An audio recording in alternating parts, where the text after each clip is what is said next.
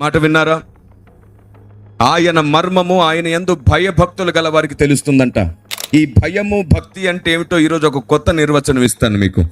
సహజంగా మనం అందరం దేవుడు చూస్తున్నాడనే భయంతో మన క్రియలు, మన మాట, మన చూపు, మన ప్రవర్తన వీటి యందు మనం జాగ్రత్త పడుతున్నాం.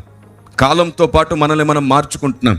మీకు తెలుసా, మన శరీరం మనల్ని మారనివ్వదు. పాయింట్ నెంబర్ 1, జాగ్రత్తగా వినండి. మన శరీరం మనల్ని మారనివ్వదు. మన స్వభావం మనల్ని దేవునికి అనుకూలంగా ఉండనివ్వదు. మన ఆలోచన విధానం దేవుని చిత్తాన్ని అంగీకరించనివ్వదు. మన పెరిగినటువంటి వాతావరణం మనల్ని దేవునికి ఎప్పుడు దూరంగానే తీసుకుని వెళ్తుంది.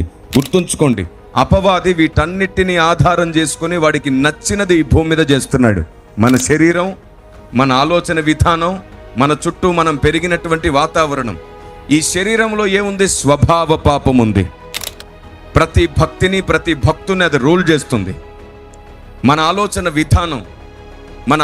విధానం, మన స్వభావం ఇవి కలిసి పనిచేసి మనల్ని దేవునికి అనుకూలంగా ఉండనివ్వట్లేదు. రెండోది, మనం పెరిగిన వాతావరణం, ఆచారాలు, సాంప్రదాయాలు వీటన్నిటిలో పడిపోయి ఉంటాం. మీకు తెలుసా, దేవుని జ్ఞానం అంటే ఏమిటో తెలియక మనం మనకే హాని చేసుకుంటూ ఉంటాం. ఉదాహరణకు చిన్న విషయం చెప్తాను. కొన్నిసార్లు సూత్రము చాలా ఖచ్చితంగా లోతుగా ఉంటుంది.